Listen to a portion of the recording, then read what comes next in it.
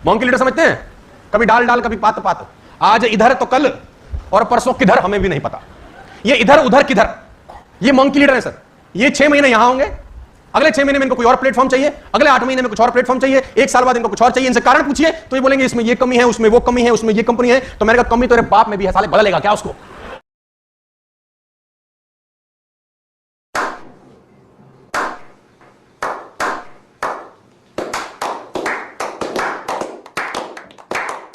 क्या सोच है रे तेरी, मानना पड़ेगा। A few moments later. मैं बहुत सारे लोगों से पहली बार मिल रहा हूँ एक नए प्लेटफॉर्म पे। आप वेस्टेज में हैं। आपने मैसेज छोड़ दिए।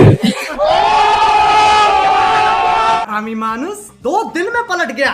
वाह! हिपोक्रेसी की भी सीमा होती है। इस दुनिया में भांति भांति के लोग, कुछ है माखन चोर तो कुछ है पैन चोर।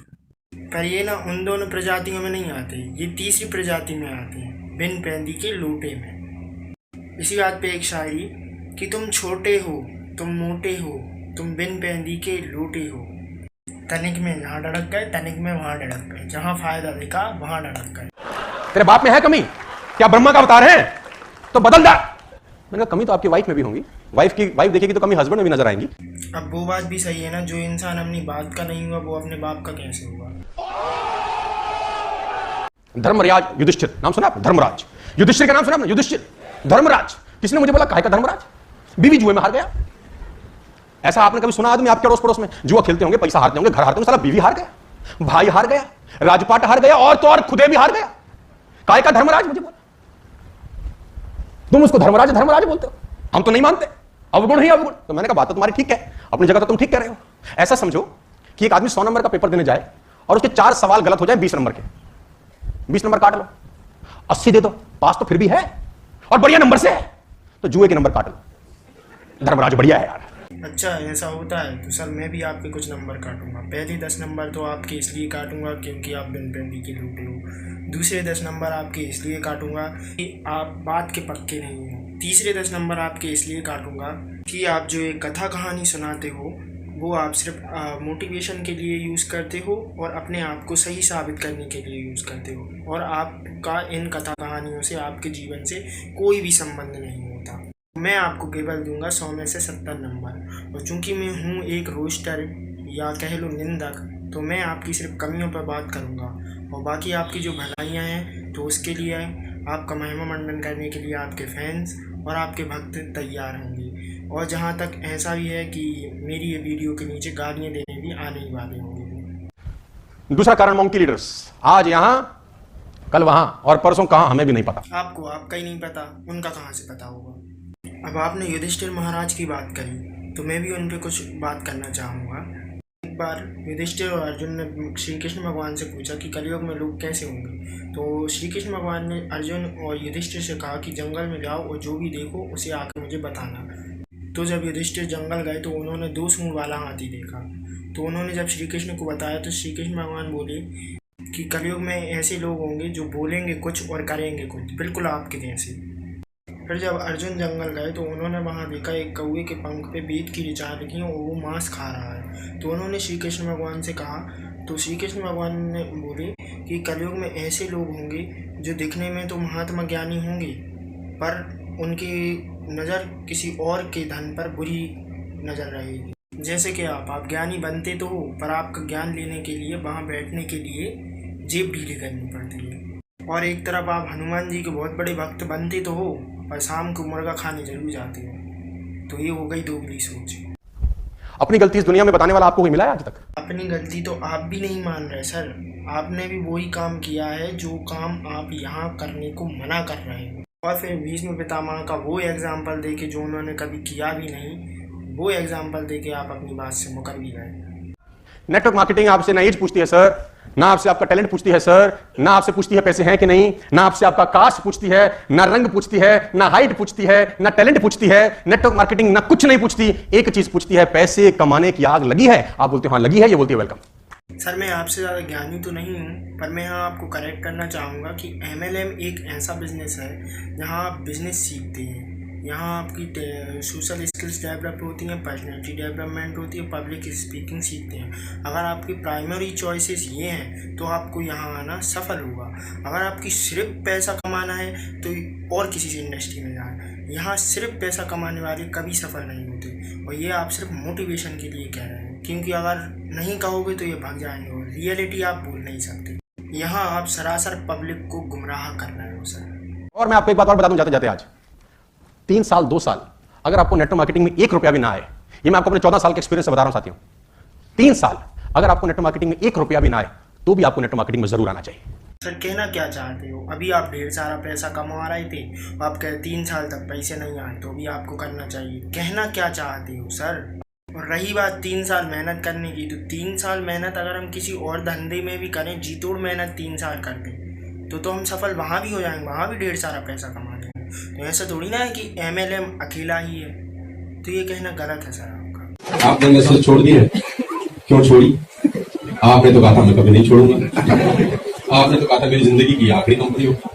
आपने तो कहा था मर जाएंगे, तबाह हो जाएंगे, लेकिन छोड़ेंगे नहीं। लेकिन आपने कंपनी छोड़ दी। तो पितामह भीष्म ने भीष्म प्रतिज्ञा की कि मैं जिंदगी पर धृतराष्ट्र के साथ रहूंगा, हस्तिनापुर के साथ रहूंगा मरते दम तक, है ना? क्या बोला? मरते दम तक भीष्म प्रतिज्ञा करी। उनका नाम हो गया पितामह भीष्म हो गया। अब कहने में तो बहुत शानदार इंसान थे वो, क्योंकि वो पितामह भीष्म थे, लेकिन उन्होंने अपने आंखों के सामने बहुत सारे अत्याचार होते हुए देखा। अगर वो अपनी प्रतिज्ञा तोड़ लेते तो महाभारत का युद्ध नहीं होता।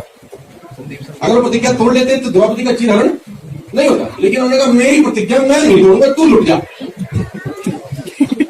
मैं पितामह भीष्म बन के अपनी लोगों की इज्जत को लुटते हुए नहीं देख सकता था, तो मैंने प्रतिज्ञा तोड़ दी। चलो ये बात भी मान ली, पर एक बात बोलूं, मैंने मेघनाथ की पूजा होते हुए देखी है, पर विभीषण की नहीं। समझने वाले समझ गए। आप तो 200 करोड़ में बिक गए हो। मेरा जूता फट गया था, एक लड़का वो लगा के लाया इसको। कहाँ है वो लड़का? वीरेंद्र है, ये देखो, ये मेरे जूते में आज वो लगा के लाया। एल्फी क्या लगवाई तुमने? और मुझे मिले 200 करोड़। सौदा कर लेते हैं, 100 इधर दे दो, 100 आप रख लो।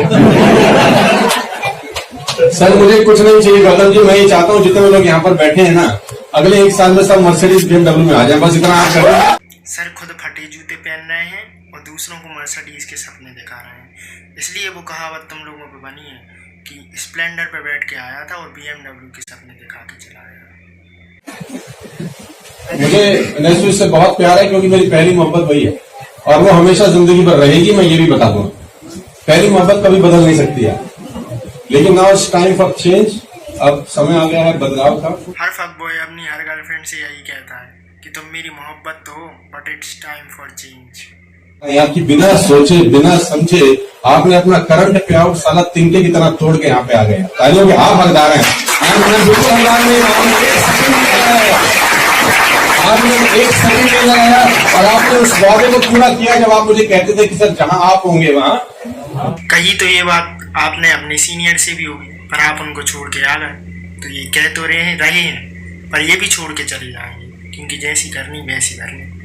आपने कहा नहीं हुआ, आपने करके दिखाया। और मैं आपको वादा कर सकता हूँ कि अगला 10, 15, 20, 25 साल, हम जितना भी साल उम्र रहेगी हमारी जिंदगी में, हम कंधे से कंधा मिला के एक साथ काम करेंगे और आपको ऊपर तक ले जाने के लिए मैं अपनी जान लगाऊंगा। आपको ऊपर ले जाने में आपके सीनियर ने भी लगा दी थी जान, पर आपने उनकी मार ली अच्छे से।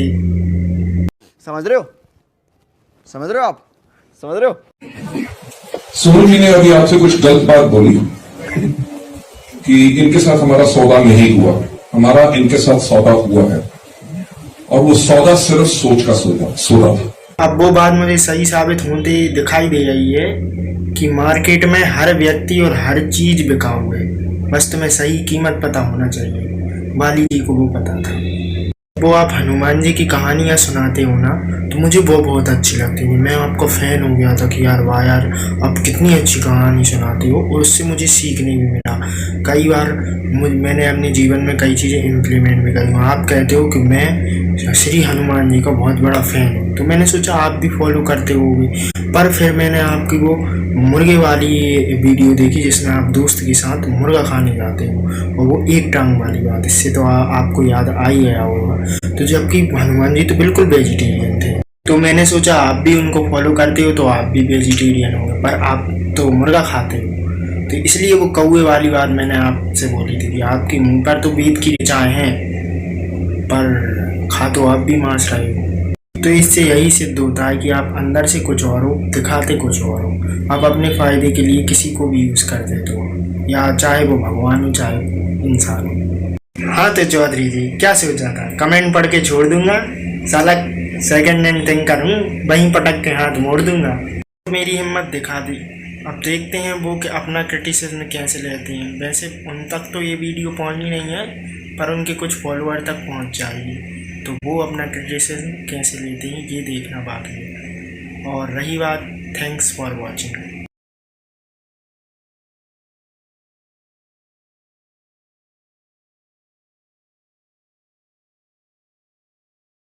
हाय गाइस, तो मैं उन पेरेंट्स को आज एक सलाह देना चाहता हूं जो अपने बच्चों को फोर्स करते हैं कि अच्छे मार्क्स लाओ, टॉपर बनो। यार अपने बच्चों को जो करना है करने दो, अपना पैशन फॉलो करने दो। Marks doesn't matter, one single sheet of paper can not decide your future. मैं एग्जांपल हूं आपके सामने, मैं 12वीं फेल हूं, फिर भी मैं आज दुनिया घूम रहा हूं। मेरे को हमेशा से ट्रैवल करने का शौक था, मैं घूम रहा हूं, नई नई जगह मैं एक्सप्लोर कर रहा हूं। तो यार बच्चा जाना है, टिकट जाएगी, बस बैठो बैठो बैठो, बाईपास जाएगी, अंदर नहीं जाएगी गाड़ी। टिकट जयपुर आजा, बीकानेर, डूंगरगढ़, रतनगढ़, टिकट जयपुर। कैसी अपमानजनक बातें कर रहा है लड़का, ये अश्लील है ये लोंडा।